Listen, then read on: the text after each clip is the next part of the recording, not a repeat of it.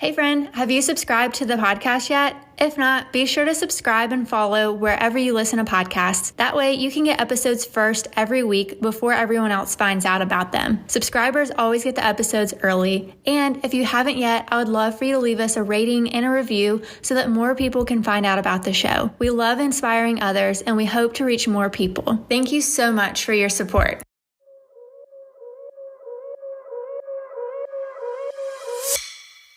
Welcome to the Trailblazer Talks podcast. I'm your host, Courtney Hope Wilson. The heart behind this podcast is to encourage and equip you to discover your God-given purpose by sharing talks with people blazing trails right where they are. Each week, you'll hear from me and different guests on the show to talk about life, purpose, God, leadership, and a whole lot in between. I love having conversations with people, and I'm excited to get to bring you into those. My hope is that you'll grow and become poised for purpose. I hope each week that you'll feel more equipped to be a trailblazer right where you are. So let's get into this week's episode.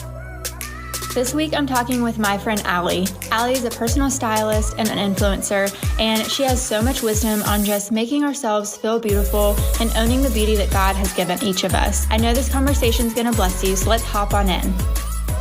Alli, thank you so much for being on the podcast this week. I'm excited for people just to hear from you and get to know you better, but I'd love for you just to introduce yourself and tell people who you are, what you do, and all that good stuff. Yeah, thanks so much for having me. I'm really excited to be on here. So my name is Alli. I am a digital marketing strategist by day, but a personal stylist and influencer by night and weekend. I know, Courtney, you've known that hustle a little bit too of doing both. So that's kind of where I'm at right now. But ultimately, like the best way I can describe myself and what I love is I basically just say that I like to make things look good. And that can be anything from mostly fashion, but it also goes a little bit into home decor. I love like even decorating my plate with food, which is crazy, but I just honestly enjoy so much making things just look the best way that they can. And then what I like to do outside of work, which is usually a hard question for me to answer. But I love sand volleyball and I love going to brunch with my friends. And I've grown up my whole life in Cincinnati and I'm still here. I've tried multiple times to move, but I just feel like it's apparently God's plan to keep me in Cincinnati and I'm starting to enjoy it more and more. But yeah, it's a little bit about me. Cool. Well, I'm also originally from Cincinnati, but I did move away for a little while and came back. So I understand that. Well, I'd love to hear more about your styling business and just how you got into that and kind of discovered that as a part of your calling, because I feel like you do such a good job at making women feel beautiful and men too, if you style their closets. But tell us more about that. Thank you. Yeah. So I launched A Style Breeze 3 years ago, and kind of what I said earlier, I've always loved making things look good and specifically people. And I just remember growing up, I was kind of a tomboy when I was younger, which is, I think, really interesting because most girls who go into fashion, I feel like are very girly girl kind of style. But I grew up playing sports and I just went into basketball games feeling like I couldn't control how well I played, but I could control how I looked before the game. And I just noticed that depending on how I felt about what I was wearing, even if it was just matching my gym shoes to my uniform, I was that much more confident going into the game. And so that's kind of just how I felt about fashion the rest of my life is I feel like loving what you're wearing just gives you this sense of confidence and kind of allows you to achieve any goal or dream that you have in life. So that's basically my mission statement is just to help people find their sense of style, but more so importantly, so they can achieve their goals and they can walk in their purpose. And so it really just kind of started when I was younger. And then I started working at Nordstrom through college and got a lot of my styling experience there. But really what I felt like was missing was the personal relationship aspect of it. So when I was there, people would walk in and I'd meet them for the first time and just kind of have to style them on the spot. But I really felt like I felt like I could help people so much further if we got coffee first, if I was able to go to their home and see what they already owned and just kind of go from there. Because I don't really believe that the answer is to always buy more clothing. A lot of my services allow people to work with what they have. So that's kind of my story. And that's why I decided to ultimately leave and start my own business so I could get to know people on a more personal level and go to their homes and just kind of do the full service from there. That's so cool. I love that you actually get to know them, because I feel like that makes a huge difference in filling out their style, figuring out what do they already have. And, maybe they've got some great items already in their closet, but they just haven't been confident enough to wear them or know how to style them. I know that's my case sometimes. Like I'll look in the closet and I'm like, I have nothing to wear. But I probably have more to wear than I think. Or sometimes I'm like, I see other people, I'm like, I would have never put that together, but it looks so good. And like, sometimes it takes someone with a creative brain to like help that. So I think that's really cool. And I love what you said too, like, cause I know I feel better whenever I like get myself put together for the day. Cause if I just like roll out of bed and I like don't do anything with like my hair or makeup or anything, I know it just kind of affects my like whole outlook for the day. And I've even gone shopping before with no makeup on and I bought nothing. But then if I was all dolled up, I bought so many other things. So I was like, oh, I look good. I feel good. So I think that's really cool. You help people with that. Yeah, that's a lot of what people say is like, I have so many items of clothing, but I don't know what to wear them with. Or they have like a certain shirt that they always wear it with that same pant and they don't know how to wear it with other things. So you're not alone in that.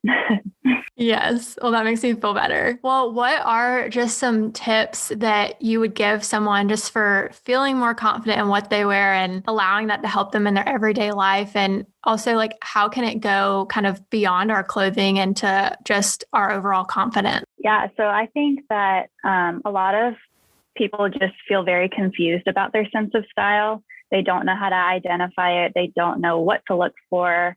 Or really what they like and why they like it. And so I really believe that you should have vision for every area of your life. And I feel like that's very true for fashion too. Like I know when you're looking for a new job or like you kind of create a list of what you're looking for, or even a relationship, like this is what I'm looking for. But sometimes, a lot of times people go shopping just for fun and they don't know what they're looking for. They don't know what to buy. So really, I just encourage people, and this is how I start my styling services, but like basically creating vision and identifying what we need to be looking for, what holes they have in their wardrobe, and just basically coming up with a strategy. Because I think having good style does require a strategy. And then I think that basically, I think it can go beyond clothing because like I mentioned earlier, I think it's so important to like what you're wearing and to be confident in that. But I think that you're able to go so much further in life and feel so much better about yourself when you know that you look good and you're not so in your head about what people are thinking, or do I look professional enough for this job, or can I achieve this in life? It's basically, and it can also go beyond clothing in the sense that I feel like you should feel confident in what you're wearing because that'll help you be able to achieve your goals, is what I mentioned earlier. So sometimes you have to dress the part to believe that you can do it. And so a lot of the questions I'll ask beyond coming up with vision for it is like, what are your goals in life and what does your lifestyle look like? Are you a stay-at-home mom right now? Like, great, then we'll find you outfits that are comfortable and cute, but you'll also look put together, but you can play on the ground with your kids. Or are you looking to get that promotion at your corporate job? Then let's enhance your professional wardrobe. And just kind of knowing like what these women and men are trying to achieve in their life really help take my styling services beyond just the clothing. Mm-hmm. That's so cool. This is just kind of a random question for you, but what are some ways you feel like you've grown in confidence to just, whether it's, over the past few years, like going deeper with God and also just in your business? Because I feel like it can be easy at first to, when you start out a new business, you're like, oh gosh, like I'm new here, but how have you kind of just like grown in your confidence? Yeah. So what's kind of interesting is, and another reason I feel like I really got so interested in fashion is I was very shy when I was younger. And so clothing to me was like a way for me to express myself. So I was very quiet and didn't like to talk to anyone new, but I would wear like extremely bold outfits. And that was just kind of how I could express myself. And so I think that the older I've gotten, the more confident that I've gotten in creating new relationships and walking up to strangers and initiating the conversation first. And all of that has definitely come just with age and with growing in my faith and just kind of growing in my confidence overall. And then I think with starting my business, I used to walk into appointments very nervous because even though I had experience, I didn't know if I had enough experience. And I think that also just came with time and now I can look back and it's like I have 30 to 40 reviews of people who are like sharing that they had an incredible experience. And I think the more and more I go, the more I realize like I'm capable of doing this.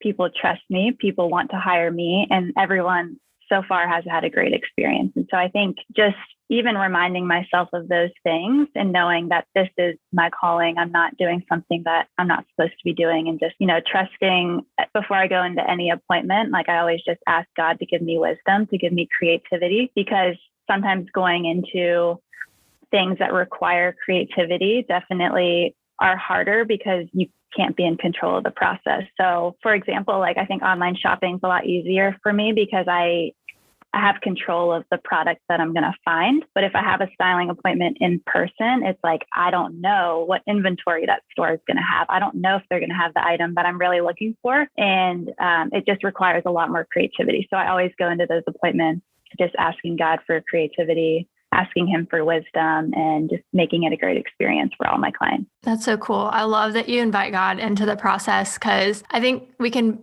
as Christians, I think it can be quick to like forget to do that sometimes. So I love that because he is creative and like he cares about all the little things, whether it's clothes or hairstyle or, a painting or whatever. I think God cares about all of it. Something that's really, really neat. And he cares how we feel about ourselves. So that goes with how we dress. Well, for anyone like who maybe they're kind of just trying to figure out their style on their own, or trying to figure out like, when should I hire a personal stylist? What kind of like tips would you have for them? And like, do they have to be, a Beyonce level type of person to get a personal stylist? Or can it be just like a regular mom down the street who, doesn't have a super high income? Yeah. So it kind of has to do with what we were talking about a little bit earlier of just like, if you're asking yourself or you're thinking like, I have so many items of clothes, but I really have no idea how to wear them, that would be great for an in-home styling session. Maybe you don't need to buy anything new, and instead you get someone who is just seeing your closet for the first time and has a fresh eye and creativity to create new outfits with what you already own. So I do that a lot. That's great for someone who isn't, on Beyonce's level and they don't have a ton of extra money to spend and they don't really have enough like more room in their closet for more clothes. So that's definitely an option for them. And then I think it's a great idea to hire a personal stylist if you feel like you have a lot of clothes, but you have nothing to wear. It's kind of what we talked about earlier of just having so much, but walking in your closet and feeling like you don't like anything, or nothing really feels like your personal style anymore, because that happens a lot too. Like we grow out of styles that we used to love. Also, I think for anyone who struggles getting ready in the morning, especially if you're busy, and I work with a lot of moms who just spend so much time on their kids and they don't have a lot of time for themselves. They're also busy professionals who really just want to get out the door and get on with their day, but they know how important it is to look good. So anyone that feels like they're just wasting time in the morning, definitely would consider hiring a personal stylist. And then also someone who just maybe you just really know that you do not have an eye at all for fashion. And you just, I think it's very clear if you know that something you've never enjoyed, it's not something you like, and you don't know what looks good or what's flattering on you. So I get a lot of people who want to learn more about body shapes and what's flattering and how to dress for their own body shape. And then anyone who feels like they just go shopping and they buy random pieces, but don't really know how to create full outfits. And then also like our culture is going towards capsule wardrobes more, and just more embracing more minimalism, which I love. I don't think that the answer is always buying more. Sometimes it's just knowing how to buy the right pieces and how to mix and match different outfits. So I really love that outfit repeating is becoming more normalized. And I think people assume that I have a massive closet, and I really don't. So that's me and my assistant both have very minimal closets. And that's something that we always talk to our clients about. But I truly love like every piece in my closet. So I think that's the biggest thing, is just having a closet you love. And then also, I think the true test is like, if a event comes up in your life and you feel like every time an event comes up, you have to go buy something new, like then to me, that just shows that you don't have like a full wardrobe, or a wardrobe that is built for any life events. Yeah. That's really cool, because I never thought about that way. And also when you said outfit repeater, I automatically in my head said, Lizzie McGuire, you are an outfit repeater. Right. But I think that that's a really, really good idea. And that was another question I had too. I would love to hear more about kind of capsule wardrobes and why, like, what does that look like? How do you kind of start building one? What are some just key pieces to like buy for that? Because I think that we are hearing that more and more, but in case someone's not familiar, since it's a newer term, I'd love just some insight. Yeah. So a capsule wardrobe is essentially just a limited amount of clothing, but that you can wear it multiple different ways. So when I work with people who want a capsule wardrobe, I'm not a stickler in the sense of like, okay, you have to have 40 items or less. Like, I don't care necessarily as much about the number as I do of like, this is practical. You should keep this. You can wear this multiple different ways, and this matches the personal style that you want. So those are my kind of capsule wardrobe rules, I guess you would say. But I think that so for example, I have 4 pairs of jeans, which I think as a stylist, like that may sound crazy because I've been in closets where people have 15 to 20. But not one day have I felt like I didn't have a jean to go with a certain top. So I think it's just that goes back to the strategy of like, don't have the same style of jean in multiple different colors. Like I have a straight leg and a skinny leg and a black pair and a gray pair. And I just feel like that fits for everything. Also just I think really nailing down your color scheme is what allows clothes to mix and match and go so much further. I'm pretty neutral. And if I do branch out into colors, it's usually earthy tones. But that allows me to mix and match so much more. And I don't think that's to say that you can only buy clothes in those colors, but I think knowing what your colors are, knowing what you want your wardrobe to look like gives you just a guideline when you do go shopping. But I think people have always said to me, like, they don't really see me repeat outfits a lot, but I really don't own that many clothes. So I think it's just all goes back to the strategy. And I feel like that's my job as a stylist, is to help clients come up with that. And I love how you do, like, you layer different things, or you swap out a different hoodie with a different jacket. And so it doesn't seem like the same outfit, but that definitely inspires me to create a more capsule wardrobe for myself too. And what would you tell someone too, like, depending on their budget, like how do they kind of like up their style while on a budget? Because I know you also, I don't know if this place is everywhere, but here in Cincinnati, there's a place called Clothes Mentor. And there's like different stores like that, Plato's Closet, all those kinds of places where I guess you could find stuff on a budget. And also too, how do you know when you should buy something more like quality versus like something that's more trendy, that's maybe you're going to buy it like a little bit cheaper at like Target or somewhere, that kind of stuff? Yeah. So that really would have been my answer of like just knowing what to spend money on and what not to. I think if you are leaning toward a capsule wardrobe, I would highly suggest going with more quality items just because there's going to be less. And so I think that for me, like I love to invest in denim and then like very staple tops, jackets. My leather jacket is my best investment of all time. And I wear it all year round. And so I think that the items that you know you can wear all year round, the items that will never go out of style, are the ones that you should definitely invest in. I also like to invest in my purses and my jewelry because I'll wear the same jewelry with every outfit. And I'll usually take my purse out with me every single day, where sometimes maybe like a fun top, I wear it once a month or something like that. So I am definitely trying to invest in more quality pieces just to have less. But I am not like afraid to shop at Target or you can definitely even find high quality pieces at secondhand stores or at consignment shops. And so those are definitely great ways to find those pieces. And I find a lot of like my designer bag is from the real, which means it was previously owned. And so I'm not paying full price, but it's in great quality and it's something I wear every day. So that's kind of some tips and tricks that I use to buy on a budget, and then also invest in quality pieces. And then just knowing like if something is super trendy, that it's probably not going to stay around for a long time. And so those are the pieces that I would probably not spend as much on. I think that's good advice. And as I've gotten older, I think I've found more value in quality pieces, because I think I used to just like on a whim be like, well, I just want it right now. And so I'd go buy like the cheaper version, and then it would last like maybe 3 months or something before it got like a hole or something in it. And I'm like, dang, like I really wish that I had bought something more quality. So yeah, I'm kind of at that place too now where I'm like, I'd rather get more quality items and spend more and it lasts me longer. I think that's really great advice.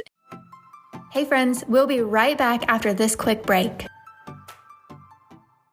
Hey friends, I just want to quickly interrupt this message to let you know about my book. It's called It Is Written, Daily Truth to Face the Lies We Battle. And if you've ever faced any lies in your life, this devotional is for you. If someone's ever spoken negative words over you in the past, God wants to break those lies off of your life and help you walk in His truth. God's word is a powerful tool, and this devotional will help guide you through that and give you practical things to help you overcome those lies. I hope that this encourages you, and if you're interested, you can pick up a copy at itiswrittenbook.com or my website, CourtneyHopeWilson.com. I'd love for this to encourage you, and I hope that you find it helpful. Now, back to our conversation. And switching gears a little bit, I'd love to talk more of like the business side of kind of your life, and just advice and encouragement you'd give to someone who is wanting to start their own business, or maybe start like becoming an influencer or something like that. Because I know a lot of like self-employment or solopreneur, entrepreneur, that's kind of more becoming more prevalent for our generation, I feel like, but it can also be really scary. So what advice would you give to someone? Yeah, I definitely know that it can be very scary. And my best advice, which is just so simple, but it's go for it. I think when you do anything in life, there's definitely going to be fears, but I feel like you get the most out of life when you step outside of your comfort zone. And so I'm a very big picture person. I'm not a perfectionist. And I think sometimes I wish I was more detail oriented, but I think sometimes when you can become so perfectionist, you'll never start. So, I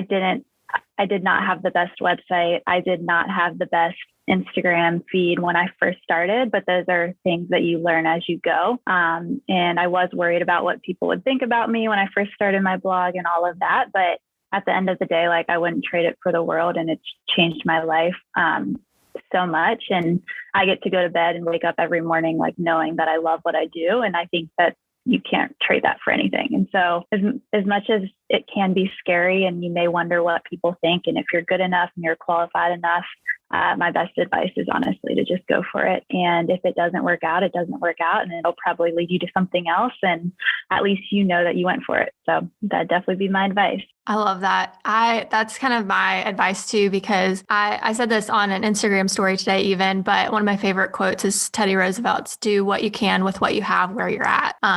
And so like you said, like you just got started where you were with a website, and, it got better as you went along. And that was kind of the same for me. I mean, even with my podcast, like I don't have a fancy studio. I don't have like all the fanciest equipment, but I just got started with like what I could afford. So I think that's really, really good. And how also too, I feel like maybe it's more for girls too, but I feel like comparison and imposter syndrome can be kind of huge, especially as like entrepreneurs, because you kind of can feel like, oh gosh, like all those different feelings when you're like pursuing your dreams, especially in the online space. How do you kind of fight that? And how would you encourage someone else to fight comparison and imposter syndrome? Yeah, that's definitely real.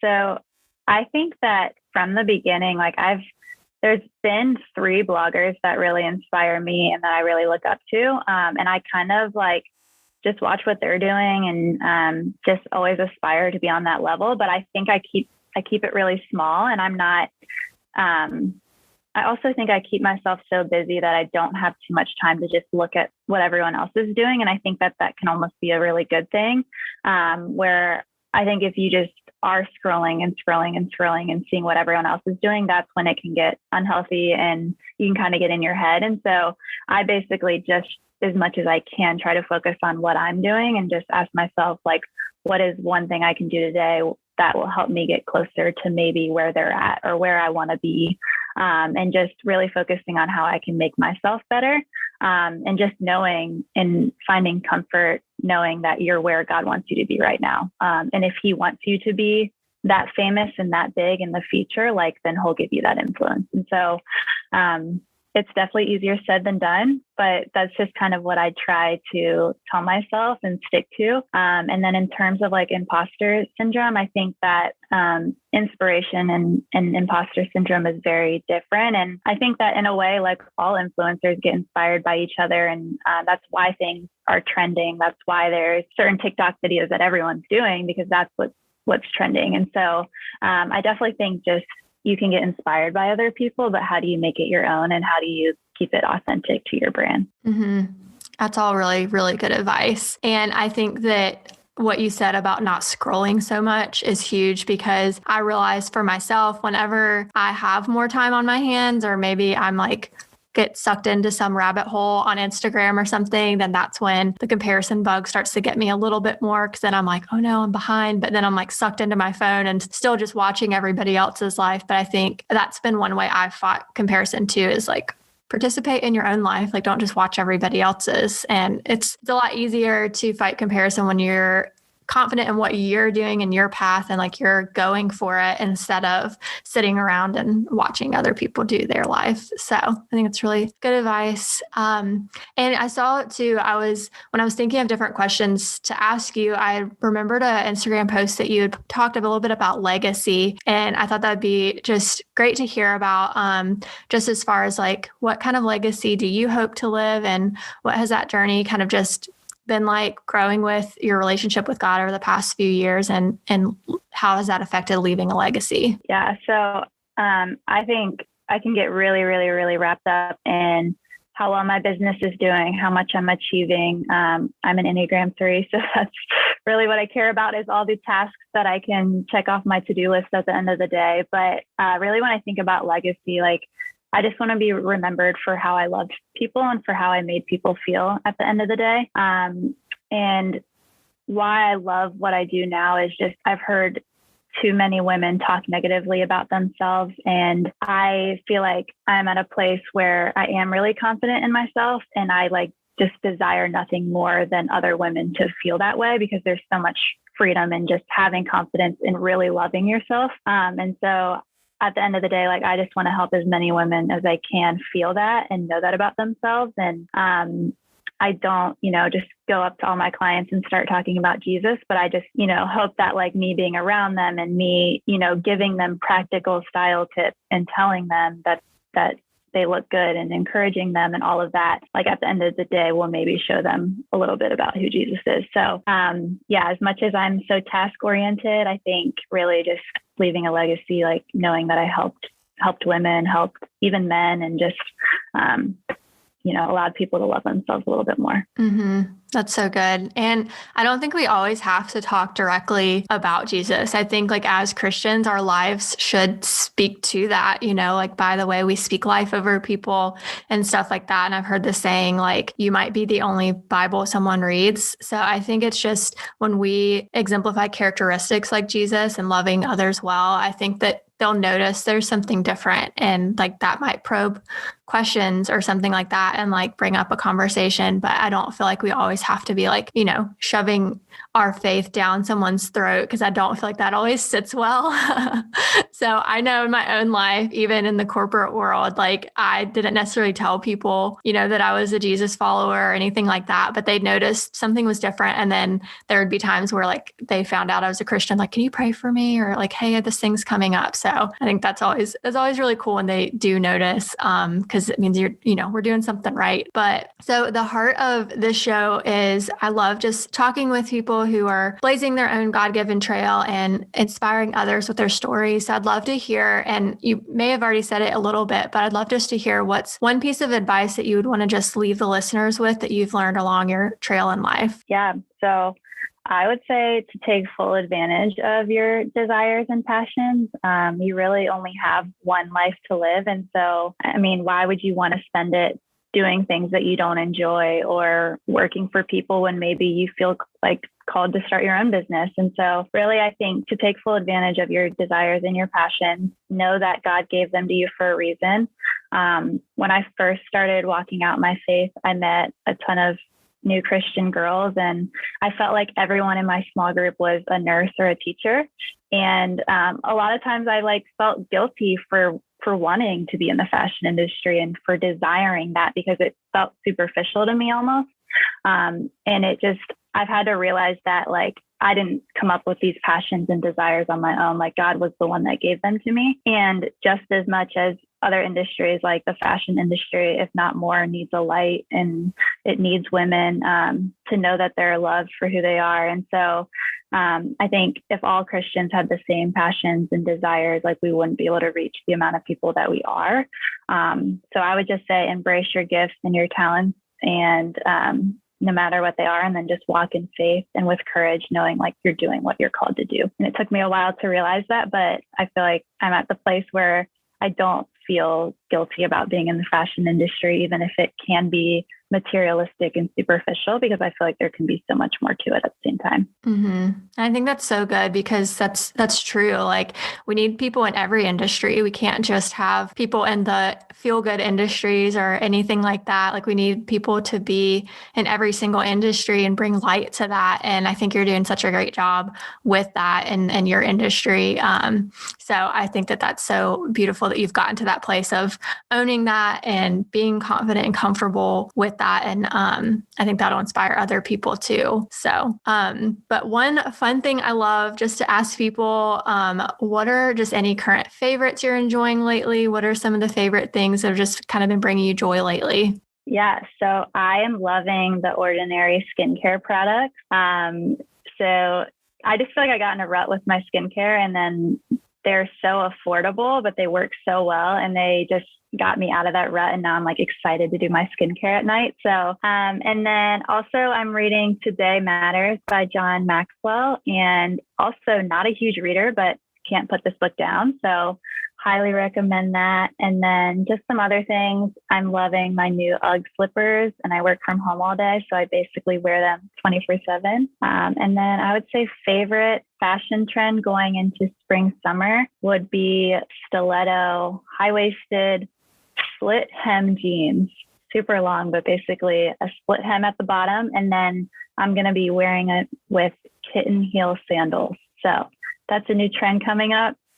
I don't own either, but I'm going to definitely purchase them going into spring, summer. So yeah, that sounds really cool. I'll have to look that up, because I don't think I know what that even looks like. I'm sure I'll see you wear it, and then I'll go buy something similar. Yeah. So We Were What has a pair, and she's the blogger and influencer that basically inspired me to start my blog. But she just came out with a pair this spring. So you should check it out. Cool. That's awesome.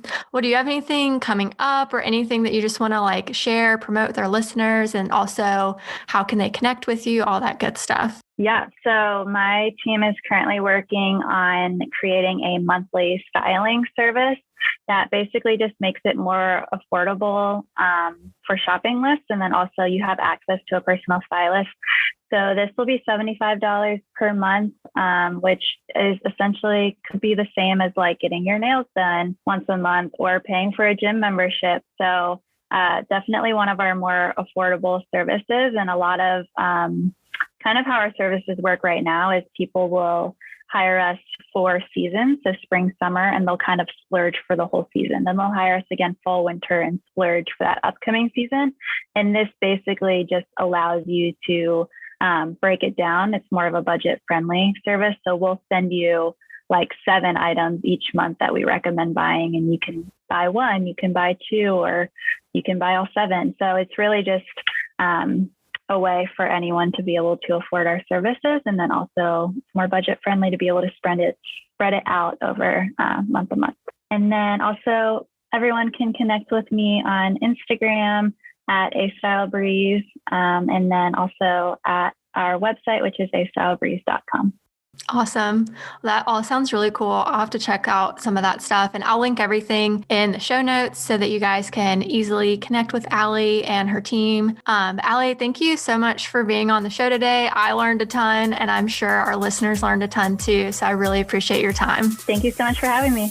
I feel like I learned so much today from Alli, and I hope that you did too. Be sure to go connect with Alli and all the places that she mentioned for A Style Breeze, and I know that you'll be just as inspired as I am to not only dress beautiful, but also feel beautiful in your own skin. And if you haven't already, make sure that you're subscribed to the podcast wherever you listen, and if you haven't, be sure to leave us a rating and review so more people can find out about the show. Thanks for tuning in, and we'll see you next week.